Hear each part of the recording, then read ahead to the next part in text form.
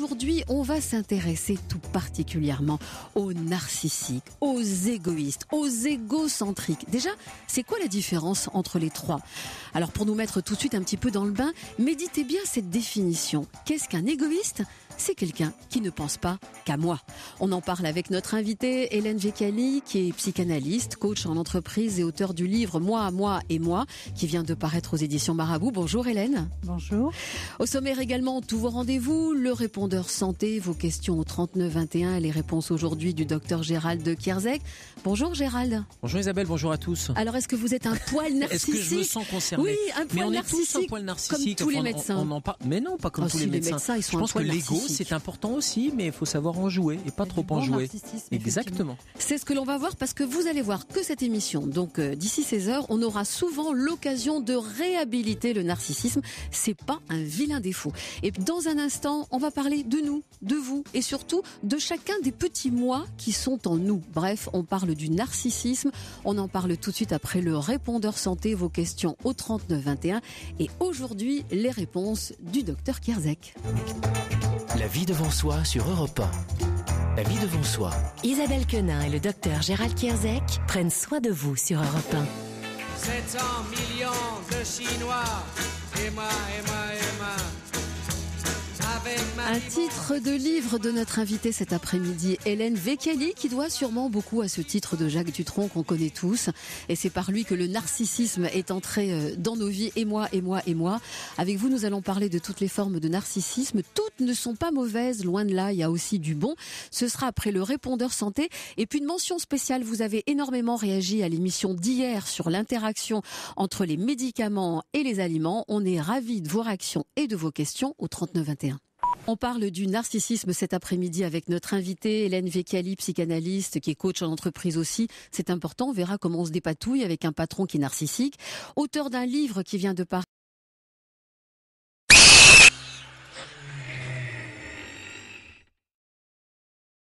aux éditions Marabout, Moi et moi. Et on est bien sûr avec notre médecin urgentiste Gérald Kierzek.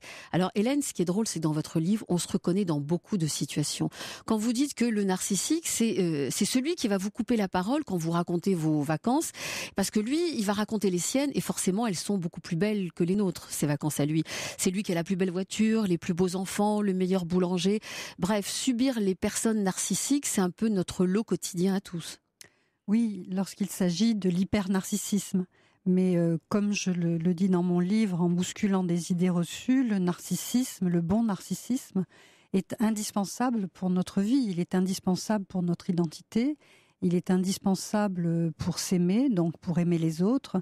Et puis, surtout, il est important pour faire face aux joies, les vivre pleinement, et surtout pour accuser les échecs ou les difficultés de façon correcte. Raphaël Mesrahi, que j'interviewe dans mon livre, comme plusieurs autres artistes d'ailleurs, dit quelque chose de très joli. Il dit « Le bon narcissisme, c'est comme un kawaii.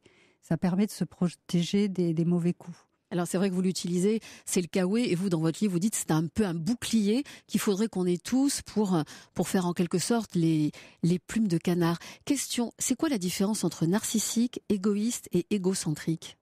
Alors narcissique, hyper narcissique, j'insiste, puisque le bon narcissisme existe, comme pour le cholestérol, il y en a du bon et du mauvais. Donc l'hyper narcissique, celui qui se met en avant, a besoin d'un témoin. Il a besoin d'un interlocuteur, c'est-à-dire s'il est tout seul dans sa salle de bain en disant « je suis le plus beau, le plus grand, le plus fort », ça ne l'intéresse pas. Il lui faut du public. Il lui faut du public à qui adresser « j'ai la plus belle femme, la plus belle voiture, la plus belle école pour mes enfants, etc. » En revanche, l'égoïste, lui, est quelqu'un qui va être dans son coin et qui n'a pas besoin des autres, qui ne veut pas s'occuper des autres et qui veut jouir de sa vie tout seul dans son coin. Et l'égocentrique, c'est quelqu'un qui va tout ramener à lui, avec ou sans témoin. Alors le truc à la mode, parce que bien sûr on a beaucoup parlé de narcissisme récemment, le truc à la mode c'est le pervers narcissique. On a toute une copine, ou d'ailleurs plusieurs copines qui ont eu affaire à un pervers narcissique. Pourquoi ça serait un mec ? Et justement c'est la question que j'ai posée après, parce que mais c'est quand même vrai que c'est beaucoup plus chic de dire qu'on a été la victime d'un pervers narcissique plutôt de dire qu'on a juste choisi un méga connard. Mais la grosse différence, c'est que le méga connard, il est juste névrosé. En revanche, le pervers narcissique, on est dans une pathologie avec une structure borderline et quelqu'un qui est insoignable et surtout qui a comme objectif de vous tuer psychiquement. Il y a énormément de suicides parmi les victimes. Donc, c'est pas vraiment la même chose. Là, on est dans quelque chose de beaucoup plus lourd. Le méga connard, comme vous dites, c'est un problème de conflit. Le pervers, c'est un problème de délit. Oui, et très souvent, le méga C, comme vous dites, c'est ce qu'on rencontre, ou la méga C d'ailleurs, parce que c'est des hommes ou des femmes. Il n'y a pas de pathologie psychiatrique derrière. Et on a popularisé le terme pervers narcissique qu'on a utilisé, sorti à toutes les sauces. Et alors que dans l'immense majorité des cas, il ne s'agit pas de ça. C'est utilisé, c'est un peu galvaudé. C'était plus un effet de mode qui est en train de passer d'ailleurs, plutôt qu'un vrai diagnostic médical. Exactement. Alors, Gérald a raison de le souligner, il y a le modèle féminin. Alors, on dit quoi, la perverse narcissique ? Oui, on dit perverse narcissique. Et est-ce qu'elle est aussi dangereuse que l'homme ? Est-ce qu'elle arrive à ses fins par d'autres moyens ? Non, c'est exactement la même chose, sauf qu'effectivement, il y a beaucoup plus d'hommes que de femmes, tout simplement parce qu'à l'origine, c'est une histoire d'éducation. Et il se trouve que jusqu'à aujourd'hui, ce sont encore les mères qui enfantent. Et ce sont les mères qui jettent leur dévolu sur leur fils, c'est-à-dire celui qui n'est pas du même sexe qu'elle et qui porte un potentiel phallus. Et donc ces mères-là se montrent incestuelles avec leur fils, c'est-à-dire qu'il y a toutes les couleurs de l'inceste, mais il n'y a pas de passage à l'acte. En revanche, elles sont omniprésentes, elles considèrent leur fils comme un doudou et elles vont les mettre sous emprise sans être forcément perverses elles-mêmes. Ce qui fait que le petit garçon, très tôt, sait que toute relation affective est dangereuse pour lui, est toxique et nocive. La meilleure défense étant l'attaque. Quand il va grandir, il va avoir à cœur d'attaquer tout ce qui bouge et en particulier une proie particulière qu'il va vouloir détruire. Alors, vous dites dans votre livre que le pervers narcissique se reconnaît donc au fait qu'il est dangereux, irrécupérable, qui peut nous faire énormément de mal, mais que c'est surtout quelqu'un qui vit sans aucune émotion. Oui, il n'a pas d'identité, c'est un peu comme les vampires, quand ils passent devant un miroir, il n'y a pas d'image, il n'a pas d'émotion. C'est ce qui lui permet justement de pouvoir pousser loin les attaques, puisque quelles que soient les réactions de sa victime, ça ne va pas le toucher. Mais il est plus pervers que narcissique. Il est les deux. Il est pervers et narcissique, c'est-à-dire qu'il considère qu'il est Dieu vivant, qu'il est le roi du monde et que rien ne peut l'atteindre. On se retrouve dans un instant pour continuer à parler de narcissisme avec cette petite phrase d'Einstein que j'ai trouvée dans votre livre. N'essayez pas de devenir un homme qui a du succès, essayez de devenir un homme qui a de la valeur. On en parle dans 2 minutes. La vie devant soi sur Europe 1. La vie devant soi sur Europe 1. Isabelle Quenin. Et on parle cet après-midi du narcissisme, le bon, le mauvais, le pathologique. Le livre Moi, moi et moi d'Hélène Vecchiali, notre invitée, vient de paraître aux éditions Marabout. On est toujours aux côtés de Gérald Kierzek. Alors pour écrire votre livre, vous avez interviewé des acteurs. Moi j'ai bien aimé quand vous racontez votre interview avec Pierre Arditi, qui lui aussi a une très jolie formule. Et vous avez rencontré des chefs d'entreprise, des grands patrons, puisque vous travaillez en entreprise aussi. Et aux surprises, vous dites, ce ne sont pas les plus narcissiques. Ça veut dire que le vrai narcissique, souvent, il se nourrit du petit pouvoir. Alors, le bon narcissique est celui qui est capable de se remettre en question, qui est capable d'écouter les autres et qui est capable de faire ses allers-retours entre lui et l'autre avec aisance. En revanche, l'hyper-narcissique, et on l'a dit déjà tout à l'heure, c'est celui qui va se vanter sans cesse. Et contrairement à ce qu'on peut imaginer, l'hyper-narcissique ne s'aime pas, ne s'adore pas. Il donne cette impression. Mais en fait, il a une grande faille narcissique. Ce qu'on peut comprendre, c'est que l'amour de soi, c'est un peu comme de la confiture. Moins on en a, plus on l'étale. Donc il y a ces personnes-là. Et dans le mauvais narcissisme, il y a aussi un narcissisme qu'on ignore, qui est l'hyponarcissique. L'hyponarcissique est celui qui va en permanence se plaindre d'être victime de tout, d'avoir les cheveux les plus ternes, la belle-mère la plus odieuse, les enfants les plus capricieux. C'est celui qui se dévalorise. Voilà. Et qui dit des phrases du style « de toute façon je suis nul », voilà, c'est jamais moi dès qui gagne au loto, dès qu'il y a un souci, ça tombe sur moi. Et ça, c'est un narcissique ? Oui, parce que se plaindre, c'est aussi se vanter. Donc, pour revenir à votre question sur les hauts dirigeants, c'est vrai que j'ai jamais rencontré de dirigeants hyponarcissiques. Il peut y en avoir qui sont hyper narcissiques, mais en tout cas, dans tous ceux que j'ai interviewés, c'était assez émouvant de voir à quel point ils sont conscients qu'il peut y avoir autour d'eux une cour de gens qui viennent les flatter, qui viennent les valoriser, les survaloriser. Et tous ont dit peu ou prou que ils faisaient très attention à avoir quelques personnes autour d'eux qui soient vraiment sincères et qui disent les choses. Et surtout, ils s'appuyaient beaucoup sur leur famille. C'est-à-dire que quelqu'un m'a dit... Voilà, qui fait un contrepoids. Tout à fait. Quelqu'un m'a dit, moi j'ai 4 enfants à la maison et quand je rentre chez moi, c'est plus possible d'être hyper narcissique. Alors un petit peu d'histoire, parce que le narcissisme, c'est dans la Bible. Tu aimeras ton prochain comme toi-même. Ça veut dire que quelque part, pour aimer l'autre, avec suffisamment d'intensité, voilà. Oui. Il faut s'aimer soi-même avec déjà un peu d'intensité aussi. Oui, tout à fait. C'est indispensable. Hein. C'est vraiment c'est ce que je disais, ces allers-retours entre l'amour de soi et l'amour des autres. Mais on ne peut pas aimer les autres si on ne s'aime pas soi. Et ça, c'est un travail de tous les instants. Et c'est aussi une enfance. C'est-à-dire, est-ce que lorsqu'on était petit, on a vécu avec sa mère ou avec le substitut maternel une espèce de danse affective où dans les yeux de sa maman, on a repéré qu'on était important, qu'on était valeureux et qu'on était nommé avec affection et tendresse. Alors, est-ce que on a de cette enfance cette image de soi-même? Parce que ça, c'est toutes les mamans qui le disent. Tu es le plus beau, tu es le plus intelligent. Est-ce qu'il y a une suraffection, une surexpression de l'amour maternel qui peut aussi, à l'arrivée à l'âge adulte, nous jouer des tours? Oui, si c'est excessif, mais ceci étant, toutes les mamans ne disent pas tu es le plus beau, tu es le plus grand, tu es le plus intelligent. Hein. Moi, j'ai déjeuné hier avec un PDG qui me racontait que quand il était petit, sa mère lui disait mais de toute façon t'es faible comme ton grand-père et tu seras alcoolique comme lui. Donc vous voyez, on est loin de tu es le plus beau, le plus intelligent. Donc soit effectivement on a des parents qui nous disent qu'on est le plus beau, le plus intelligent, mais qui savent aussi relativiser, qui savent par moments dire non, là tu t'es trompé, là tu es dans l'erreur et il faut progresser. Soit on a des parents qui dévalorisent sans cesse, qui va faire les hyponarcissiques, et de l'autre côté les hyper. C'est là où tout se joue, parce que si de façon excessive on survalorise ces enfants, on comprend bien qu'à un moment ils se rendent compte qu'il y a quelque chose qui ne va pas, qu'ils sont décalés par rapport à la réalité. Que dans la vraie vie tout le monde n'est pas aussi gentil que maman. Voilà, tout à fait. Alors vous dites dans votre livre aussi que le narcissisme participe de la construction de l'enfant, qu'il a des rendez-vous, alors bébé, l'enfance, l'adolescence avec la tentation de se replier sur soi, et vous dites souvent que le vrai narcissique, l'hyper-narcissique quelque part, dans sa construction, il est resté bloqué entre 5 et 12 ans. Pourquoi ces deux âges-là ?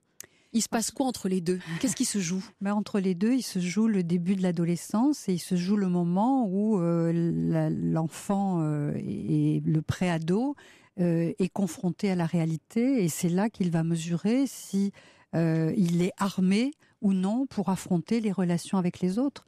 S'il pense qu'il est un surhomme et que tout d'un coup, dans la cour de récréation, il se fait casser la figure ou qu'une fille lui dit « t'es laid », il va pas comprendre parce qu'il va y avoir un décalage énorme entre ce qu'on lui a vendu quand il était petit et la réalité. Et c'est à ce moment-là où la construction identitaire de l'enfance de 0 à 5 ans va être mise à l'épreuve. Soit on est armé, soit au contraire, on se retrouve désarmé devant la réalité de ce qu'on découvre dans les cours de récréation en particulier, où on le sait, les autres ne sont pas tendres. Les enfants ne sont jamais tendres. Oui. Alors, revenons sur les hypo-narcissiques, et vous dites que dans la majorité des cas, ce sont des femmes, parce qu'on leur a appris assez rapidement à maîtriser, à juguler. On leur dit par exemple, ça c'était les grands-mères, quand elles voyaient une petite fille qui se regardait dans le miroir un peu longtemps, il y avait tout de suite ce « ah bah tu fais bien de te regarder, ah bah t'es belle », ou alors si tu te regardes trop longtemps, il va t'arriver ci, ça ou ça. On a l'impression qu'il y a toujours eu un problème avec l'image de soi. Je crois que nous, les femmes, on se construit sur une espèce de tragédie qu'on ne dénonce pas assez. Mais une fois que c'est dénoncé, je ne sais pas quelle serait la solution. Mais nous, petites filles, on nous dit tacitement, ce que tu es n'est pas suffisant. Depuis l'âge de 2 mois jusqu'à aujourd'hui, l'âge adulte, Eh bien, petite fille, on va nous mettre des jolies robes, on va nous mettre des dentelles, des rubans, des bijoux. On n'a qu'à prendre le conte de Blanche-Neige, où cette pauvre Blanche-Neige se fait avoir 2 fois parce qu'on lui vend un corset pour avoir la taille plus fine. Enfin, on lui donne. Et une deuxième fois, la méchante sorcière lui donne des rubans et là, elle est subjuguée. Donc, il faut se mettre dans la peau de nous, petites filles, où on se dit, mais si on nous met tout ça, si on est nu et cru, alors ça vaut rien. Et donc, on commence notre vie en tombant dans la marmite de pour séduire, il faut te rajouter des choses. Donc, on comprend bien que arriver à l'âge adulte, c'est compliqué pour nous de pas être maquillés, de pas être coiffés, de pas avoir de bijoux. Donc, cette histoire-là, elle est vraiment terrible pour nous parce que on est dans cet hyponarcissisme et les statistiques sont terrifiantes. 74 des femmes se trouvent trop grosses. Il n'y a pas 74% des femmes trop grosses. 96% ne se trouvent pas belles. Dites à une femme, tiens, je te trouve très belle. Qu'est-ce qu'elle va dire ? Non mais, ou oui mais il y aura toujours une petite restriction. J'ai fait un régime ou j'ai fait ce... Voilà. Comme si tout nous demandait un effort supplémentaire. Voilà. Et les garçons, non. Non, le petit garçon, quand est-ce qu'on a dit à un petit garçon, mets ton pantalon, regarde ton joli pantalon, va montrer à papa comme tu es beau. Non, en revanche, une petite fille, on lui met une jolie robe, on dit va montrer à papa comme tu es belle. Donc nous, on se regarde 2 fois quand on se regarde dans un miroir. On se regarde pour nous et ensuite on regarde le regard des autres. Tiens, comment les autres vont me voir ? Est-ce que ma copine, est-ce que mon fiancé, est-ce que mon amoureux, est-ce que le dirigeant que je vais rencontrer tout à l'heure en coaching, est-ce qu'ils vont me trouver bien ? Quel effet je vais faire sur lui ? Quel effet je vais faire ? On a le reflet dans le regard des autres. Donc on est dans cette logique-là. Et puis, un des sommets de nos tragédies, par exemple, c'est la cellulite. On va en parler parce qu'on va beaucoup parler de la cellulite, de ces régimes, de tous ces dictats, de cette image de nous-mêmes. On aimerait bien être narcissique. Le problème, c'est qu'on n'arrive pas parce qu'on ne s'aime pas. On en parle, nous, le narcissisme et l'image, dans quelques instants. La vie devant soi sur Europe 1. La vie devant soi sur Europe 1. Isabelle Quenin. On retrouve notre invitée cet après-midi, Hélène Vecchiali, psychanalyste. Avec vous, Hélène, on parle du narcissisme. Alors, on va parler du narcissisme et du physique. Vous l'avez dit, 97% des femmes ne s'aiment pas. Quand on leur dit qu'elles sont belles, elles pensent qu'elles sont juste normales, voire moches. Et est-ce que vous pensez que c'est le narcissisme qui remplit les salles d'attente des cabinets de chirurgie esthétique, qu'on court après un impossible rêve ? Oui, je pense que c'est un hyponarcissisme qui est surtout féminin par rapport au corps. Nous avons, nous les femmes, une image de nous, et je le disais tout à l'heure, qui est sans cesse dévalorisée parce qu'on pense qu'il faut en permanence rajouter quelque chose à ce qu'on est ou enlever quelque chose à ce qu'on est pour être désirable et belle. Et je disais également que la cellulite est un exemple flagrant. 100% des femmes ont de la cellulite puisque ça fait partie de notre caractère sexuel secondaire. Donc il y en a qui en ont plus, il y en a qui en ont moins, mais ça fait partie du fait qu'on est des femmes. Donc il y a une 30aine d'années, des experts lâchement inconnus ont décrété tout d'un coup qu'il fallait annihiler la cellulite. C'est un peu comme si on disait aux hommes, après tout, la pomme d'Adam, qui est un caractère sexuel secondaire masculin, c'est laid, donc on va faire des cliniques pour raboter la pomme d'Adam. Je ne crois pas qu'il y ait un seul homme qui irait dans ce genre de clinique. Ou alors la voix grave des hommes, qui est un caractère sexuel secondaire masculin, on va faire des cliniques où on va vous opérer les cordes vocales pour avoir une voix plus aiguë. Mais aucun homme irait là-dedans. Et nous, on subit des supplices extraordinaires parce que quelqu'un, tout d'un coup, a décrété que la cellulite était à bannir. Donc, c'est quand même fou, quoi. Mais on est sensible à ça puisque même nous, on essaye toujours de se mettre en valeur en se maquillant, en se mettant du vernis, en mettant des bijoux. Donc, on est beaucoup plus sensible à ces chants des sirènes-là que d'autres, puisque c'est notre quotidien.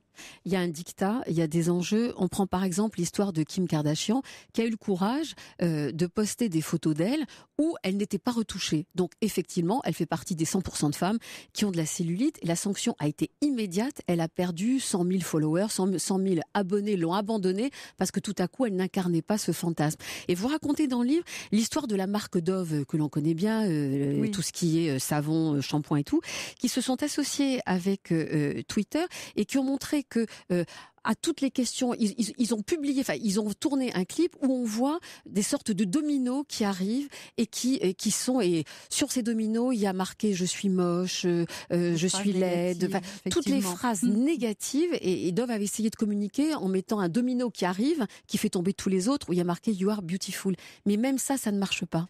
Non, ça ne marche pas parce que ce que je disais tout à l'heure, il faut reprendre ça à la racine, quoi. Et moi, j'avoue que j'ai pas la solution, mais c'est vrai que on sait que les hommes sont visuels, c'est-à-dire qu'ils ont des émotions qui passent par la vue. Nous sommes plus auditives, nos émotions passent par l'oreille. Donc si un homme, il y a des Chippendales, nous quand on voit des hommes faire un striptease, enfin, sauf si c'est notre amoureux, mais ça nous fait rigoler. Tandis qu'un homme, lui, va être ému. En revanche, si on entend un homme nous lire un poème, on va être très ému. Donc, pour cette raison, on est depuis qu'on est toute petite, on va essayer de séduire visuellement et de faire en sorte qu'on soit joli. Sauf que c'est subjectif, la beauté. Et les hommes ne tombent pas amoureux, heureusement, que de femmes qui sont parfaites. Ils tombent amoureux de femmes qui les émeuvent et qui suscitent du désir. Mais nous, on pense que c'est la perfection qui est visée, ce qui est faux. Alors on parle de plus en plus, bien sûr, de tout ce qui peut aider. Et c'est vrai que c'est très à la mode. Il y a un salon Be Happy qui va avoir lieu jusqu'au 12 novembre, donc jusqu'à dimanche. Donc c'est à l'initiative du magazine Psychologie, c'est à la Grande Halle de la Villette. C'est un nouveau rendez-vous, là aussi, dédié au bien-être et au bonheur. Be Happy, on a l'impression quand même en vous écoutant que on a encore du chemin à faire. Je ne t'aime plus, mon amour. Manu Chao, je ne t'aime plus, et justement dans la dernière partie que nous consacrons au narcissisme cet après-midi, on va parler du couple, parce que c'est un endroit où le narcissique adore s'épanouir. Et vous dites qu'il y a 2 pièges dans le couple, vous dites qu'il y a 2 sortes de couples pièges pour un narcissique, l'amour fusionnel et l'amour caractériel. Et dans les 2 scénarios, on est mal barré. Oui. Alors qu'est-ce qu'il faut qu'on fasse ? Parce que On aille l'amour au couvent. fusionnel, on connaît les couples qui disent « Ah mais nous on est tout pareil, on réagit pareil, on aime les mêmes choses ». On en connaît tous comme ça. Oui, mais ce qu'on sait aussi, c'est qu'ils étouffent au bout d'un moment. Parce que là, le 1 plus 1 égale 1, il n'y a plus d'identité, il n'y a plus de personnalité et il n'y a plus d'enrichissement. Donc vraiment, ils s'éteignent tout doucement à petit feu tous les deux. Donc c'est pas forcément la bonne solution. Quant aux couples caractériels, ce sont des couples qui n'arrivent à s'entendre que sur le conflit. Qui n'arrivent à s'entendre que dans la colère et dans la haine. Et là, 1 plus 1 égale 0. Donc c'est compliqué également. Et à chaque fois, c'est des histoires de narcissisme. Le couple fusionnel, ce sont des gens qui, séparément, sont plutôt hyponarcissiques, n'ont pas une immense confiance en eux, et tout d'un coup, ils ont l'impression d'avoir trouvé leur double, qui va être comme une béquille, comme un tuteur, qui va leur permettre de tenir debout. Et sans l'autre, ils sont rien. Donc c'est dangereux et il y a une angoisse quand même existentielle importante chez les deux. Quant au couple caractériel, ce sont 2 hyper narcissiques qui veulent toujours avoir raison, qui veulent toujours être supérieurs à l'autre, qui veulent le dominer. Et par conséquent, ils vont être en guerre perpétuelle. Et c'est douloureux pour eux, c'est douloureux pour leurs enfants s'ils en ont, et c'est compliqué. Quelle est la bonne réponse quand on vit avec un hyper narcissique ? Eh bien, soit on arrive à lui faire comprendre que un couple, c'est 2 personnes et qu'il y a besoin d'avoir de la place pour 2. Soit on n'y arrive pas et on part. On va essayer d'en trouver un qui est à le bon niveau. Pas évident de décocher la case. Et alors, question, comment fait-on quand on a un patron hyper narcissique ? Eh bien, quand on a un patron hyper narcissique, il faut savoir dire non avec bienveillance, mais efficacité, être capable de dire non et de ne pas accepter tout ce qui va être proposé. Et voilà, mais c'est possible, tout doucement et avec fermeté, c'est tout à fait possible. Alors ce qui ressort de votre livre, Hélène Vecchiali, c'est que sur le narcissisme, il en va comme pour l'alcool. On a l'impression qu'il faut consommer avec modération, qu'un petit peu de narcissisme, ça nous fait du bien, parce que ça nous aide à nous trouver bien et à trouver la vie belle autour de nous, mais qu'en revanche, comme pour tout, c'est l'excès qui est dangereux. Tout à fait, exactement. Alors, à lire ce livre qui vient de paraître aux éditions Marabout, Narcissisme, le bon, le mauvais et le pathologique. Moi et moi. Son auteur, Hélène Vecchiali, était avec nous cet après-midi. Merci Hélène. Merci Isabelle. Dans un instant, on va continuer de parler de couple. Cette fois-ci, ce sera avec Anne Cazobon et sa dernière chronique antidote de la semaine. La vie devant soi sur Europe 1. La vie devant soi sur Europe 1. Isabelle Quenin. Et on retrouve Anne Cazobon. Donc maintenant, on a pris le pli. Je vais y arriver. Sans le payer, j'espère. Le vendredi, c'est bafouillé. Le mercredi, c'est les enfants. Et le vendredi, c'est le couple. Mais oui, je vous parle d'amour, namasté. L'amour sous toutes ses formes, dans toutes ses expressions. Le couple, certes, mais aussi ceux qui y étaient en couple et qui aimeraient bien peut-être y retourner avec un partenaire différent, d'autres intentions, d'autres projets.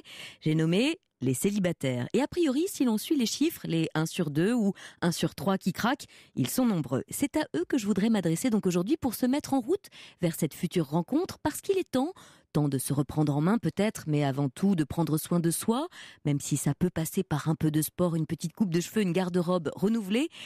Sauf qu'au fond, on le sait bien, vous et moi, l'amour, ça passe par autre chose, par d'autres biais. C'est absolument irrationnel.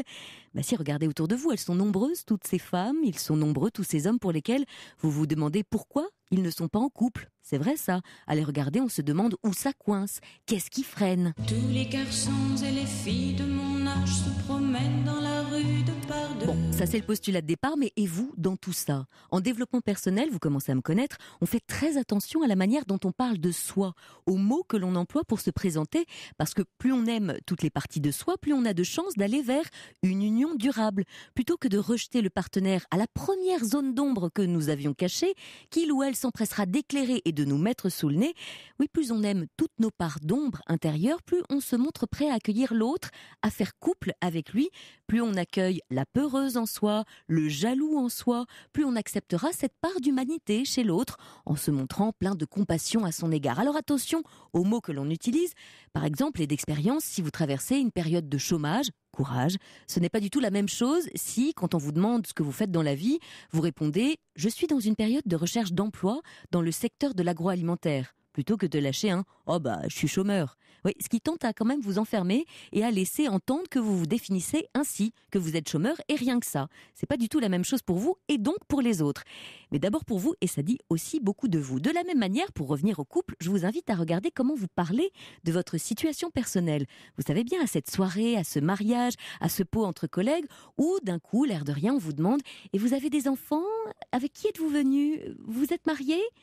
Et alors là, vous lâchez un « Ah, toujours pas », enchaîné sur un éclat de rire gêné, ou un « Ah non merci, ça va, j'ai déjà donné », ou un « J'ai longtemps fait la collection des pires pervers de la Terre », ou « Ah, tu sais, je suis abonné aux dépressives », ou encore « Ah moi, je suis en CDI, en célibat à durée indéterminée ».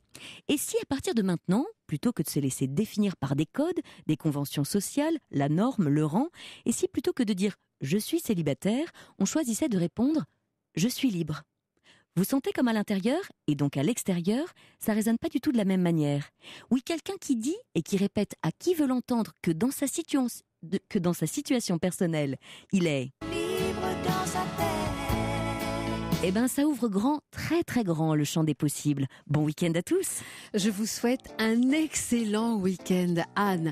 Excellent week-end à tous. Merci de nous avoir suivis. On se retrouve lundi pour parler de sylvothérapie. Autrement dit, la thérapie par les arbres. Par exemple, savez-vous qu'au Japon, ils prennent des douches d'arbres. Ils se promènent dans la forêt et donc ils retirent tous les bénéfices de cette balade. C'est mesuré, c'est scientifique. On en parle lundi à partir de 15h. Bon week-end à tous.